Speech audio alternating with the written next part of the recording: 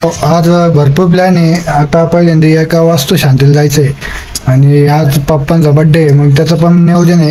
नेमकं कुठं जायचंय, कुठं बर्थडे सेलिब्रेट करायचं काहीच माहित नाही.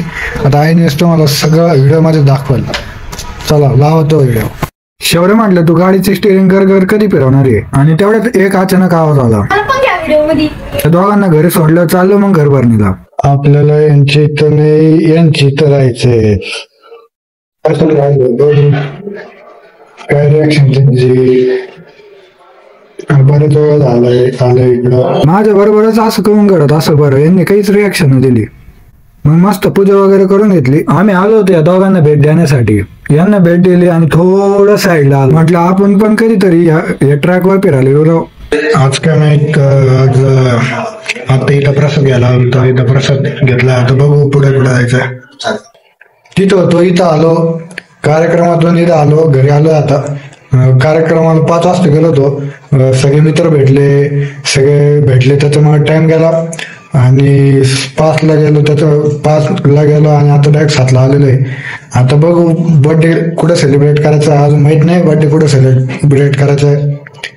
तर चलो लावतो व्हिडिओ. गाडीची स्टिअरिंग घर घुमवली आणि तिथं होतो, इथं आलो. आम्ही गुरु नावाच्या हॉटेलला आलेलो आहे. आम्हाला आत्ता कळलं की गुरु नावाच्या हॉटेलला यायचंय. आणि SK साऊंड ज्यांचं आहे ते पण आलेले.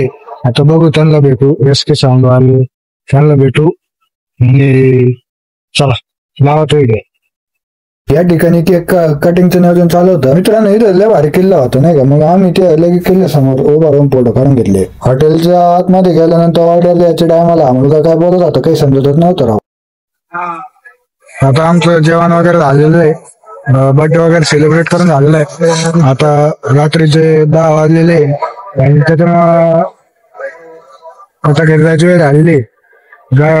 गाडीची स्टेअरिंग करतो आता आम्ही घरी लावतोय.